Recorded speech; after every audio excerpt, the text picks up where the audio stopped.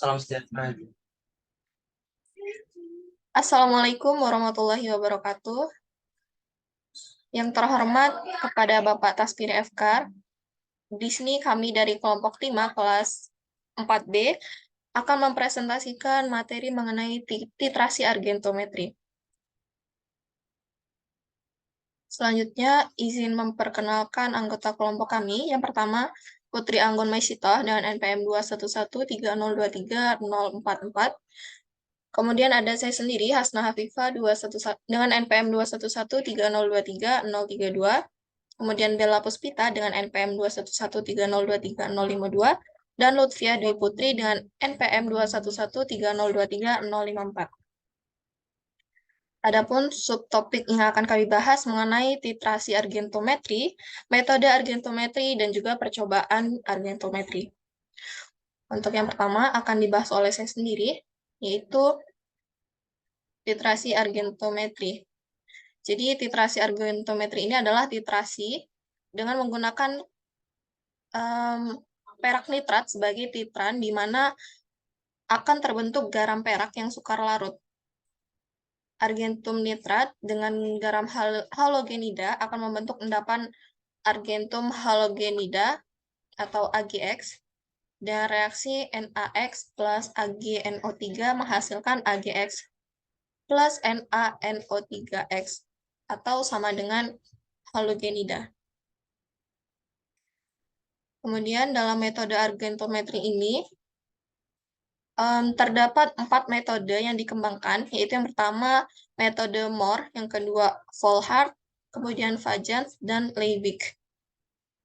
Yang pertama yaitu mengenai metode Mohr, di mana metode ini dapat digunakan untuk menetapkan kadar klorida dan bromida dalam suasana netral dengan larutan baku perak nitrat dengan penambahan larutan kalium kromat sebagai indikator. Selanjutnya, metode Volhard. Metode ini digunakan untuk menetapkan kadar klorida bromida dan iodida dalam suasana asam. Pada metode ini digunakan indikator absorpsi, yang mana pada titik ekivalen indikator terabsorpsi oleh endapan. Selanjutnya akan disampaikan oleh rekan saya, kepadanya saya persilakan. Baik, selanjutnya ada metode Fajans. Dalam titrasi ini digunakan indikator absorpsi yaitu Fluorescein. Titik akhir titrasi ditunjukkan dengan perubahan warna endapan yang mula-mula putih menjadi merah muda. Hal ini karena mula-mula ion Ag+ yang ditambahkan akan bereaksi dengan ion halogen membentuk endapan koloidal yang warnanya sesuai dengan warna ion halogennya. Slide selanjutnya.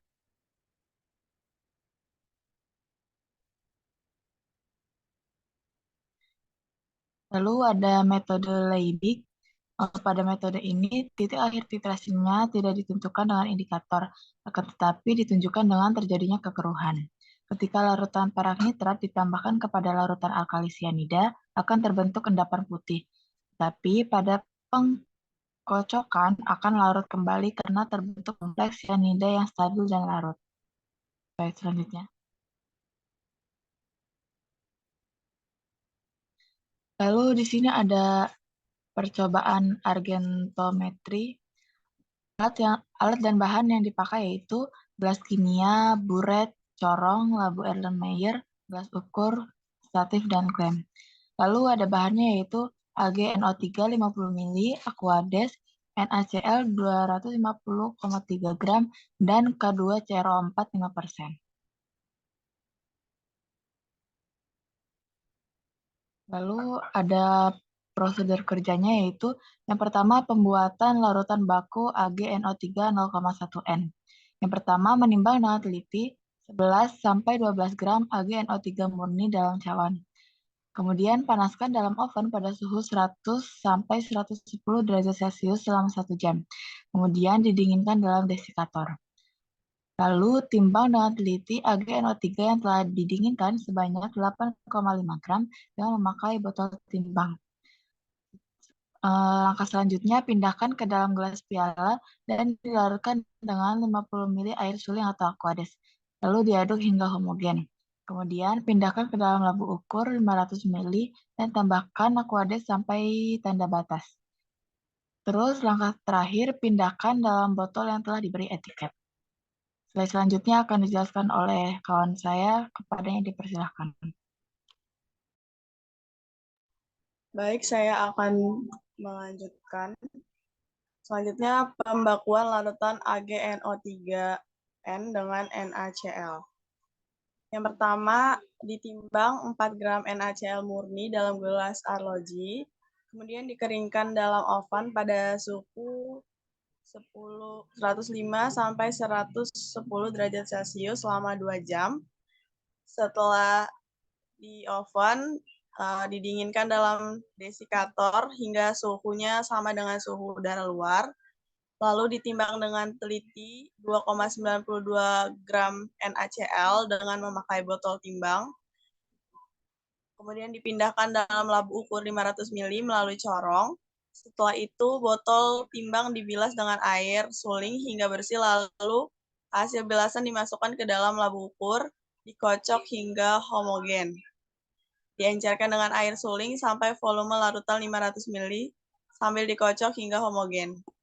Selanjutnya dipipet 25 larutan, habis itu dimasukin dalam labu Erlenmeyer, kemudian ditambahkan 0,5 sampai 1 ml larutan K2CrO4 5%. Larutan baku AgNO3 yang telah ditentukan normalitasnya dimasukkan ke dalam buret.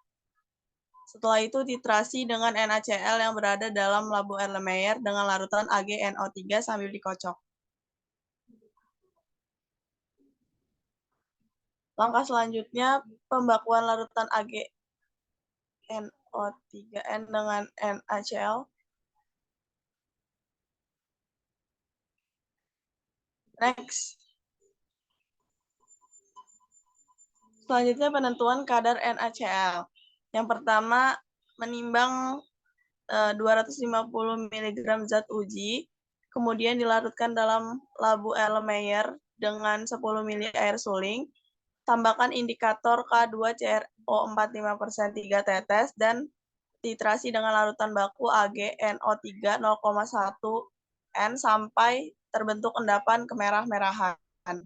Selanjutnya, tiap mili AgNO3 0,1 N setara dengan 20,15 mg efedrin HCl.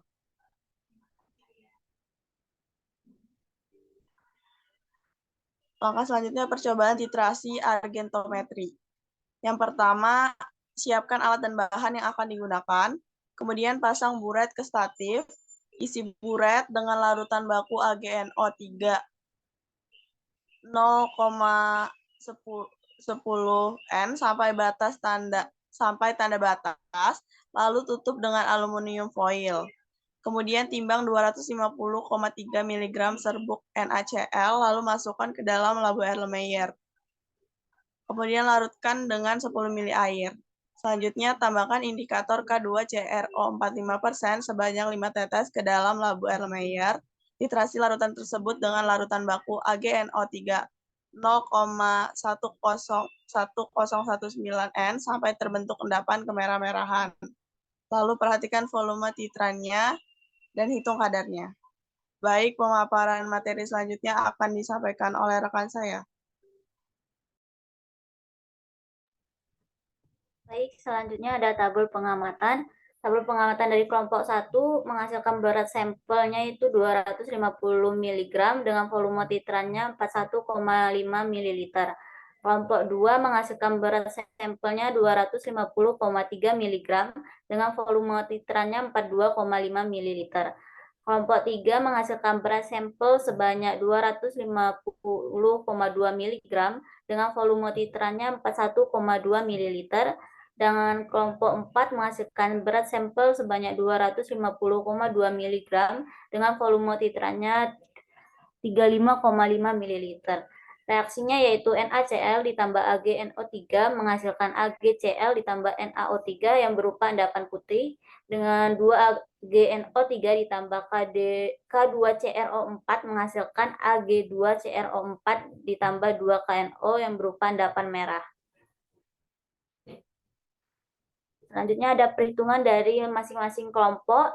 Yang pertama yaitu kelompok 1 diketahui volume titrannya sebanyak 41,5 ml, normalitas sampelnya 0,1019 N, berat sampelnya sebanyak 250 mg, faktor koreksinya 0,1 N, dan berat setaranya sama dengan 5,58 mg. Yang ditanya yaitu persen K sama dengan volume titran sebanyak 41,5 dikali dengan normalitas 0,1019 dikali dengan berat setaranya 5,58 dibagi berat sampelnya yaitu 250 mg dikali dengan faktor koreksinya 0,1 N dikali 100 menghasilkan 98,96%. Selanjutnya, dari kelompok 2 diketahui volume titrannya yaitu 42,5 ml, normalitas sampelnya 0,1019 N, berat sampelnya yaitu 250,3 mg, faktor koreksinya 0,1 N, dan berat setaranya sama dengan 5,58 mg. Yang ditanya yaitu persen K sama dengan volume titran 42,5 ml dikali dengan normalitas 0,1019 dikali dengan berat setaranya yaitu 5,58 dibagi dengan berat sampelnya 250,3 mg dikali dengan faktor koreksinya 0,1 Newton dikali 100 menghasilkan 101,198%. Dari kelompok 3 yang diketahui volume titrannya yaitu 41,2 ml, normalitas sampelnya 0,1019 N, berat sampelnya 250,2 mg, faktor koreksinya 0,1 N, dan berat setaranya 5,58. Yang ditanya sama persen K sama dengan volume titran 41,2 ml dikali dengan normalitasnya 0,1019 dikali dengan berat setara 5,58 mg dibagi dengan berat sampel 250,2 mg dikali dengan faktor koreksinya yaitu 0,1 N dikali 100 menghasilkan 98,16%. Selanjutnya yaitu perhitungan dari kelompok 4 yang diketahui volume titrannya 35,5 ml, normalitas sampelnya 0,1019 N, berat sampelnya 250,2 mg dengan faktor koreksi 0,1 N dan berat setaranya 5,58 mg. Yang ditanya persen K sama dengan volume titran dikali 35,5 ml dikali dengan normalitasnya 0,1019 N dikali dengan berat setara 5,58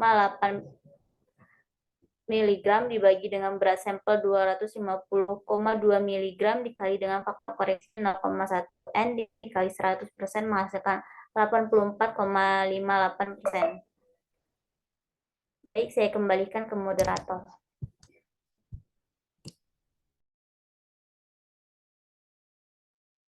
Baik, sekian materi yang kami sampaikan. Apabila terdapat kesalahan dari penyampaian maupun dari segi materi, kami mohon maaf dan kami akhiri. Wassalamualaikum warahmatullahi wabarakatuh.